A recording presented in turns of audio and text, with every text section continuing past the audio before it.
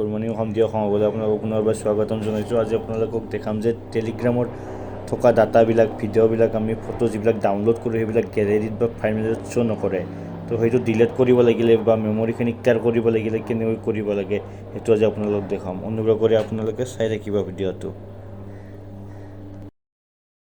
প্ৰথমে আপোনালোকে টেলিগ্ৰামটো অ'পেন কৰি ৱেবছাইটৰ ওপৰত তিনিটা যে কাৰ্ড থাকে তাত ক্লিক কৰিব। তাৰে পিছত ছেটিংছত ক্লিক কৰিব। তাৰে পিছত ডাটা এণ্ড ষ্ট'ৰেজত ক্লিক কৰিব।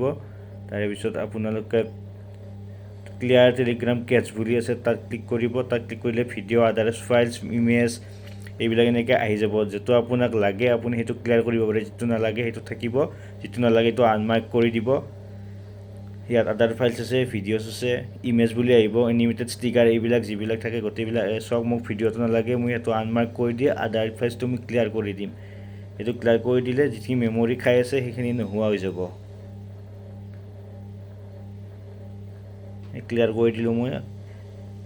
72 KB ফ্ৰী স্পেচ বুলি আহিছে। তাৰপিছত দেখা পালে এতিয়া চালে ভিডিঅ'খিনি আছে, বাকী সেইটো নাই, আদাৰ্ছ ফাইলছখিনি নাই, মোৰ নোহোৱা হৈ গৈছে, ফ্ৰী হৈ গ'ল স্পেচটো, মেমৰিখিনি খালী হৈ গ'ল। তাৰপিছত আপোনাক আৰু এটা বস্তু মই দেখাই আছোঁ, কিপ মিডিয়াছ বুলি আছে, ওপৰত চাব পাৰে একেবাৰে। তাত আছে 3 days, 1 week, 1 month and forever। এইটো আপুনি কৰিব পাৰে ডাটা, যিকোনো ডাটা আপোনাৰ ডাউনলোড হোৱাৰ পিছত 3 দিনলৈকে ৰাখিব পাৰে। 3 days কৰিলে 3 দিন পিছত অট'মেটিক ডিলিট হৈ যাব। তাৰে নেক্সট আছে আপোনাৰ 1 week বুলি আছে। যদি আপুনি 1 weekৰ পিছত বিচাৰে যে আপোনাৰ ডাটাখিনি অট'মেটিক নোহোৱা হৈ যায়, ডিলিট হৈ যায়, তো আপুনি এইটো কৰি থ'লে 1 week পিছত আপোনাৰ ডাটাখিনি অট'মেটিক নোহোৱা হৈ যাব।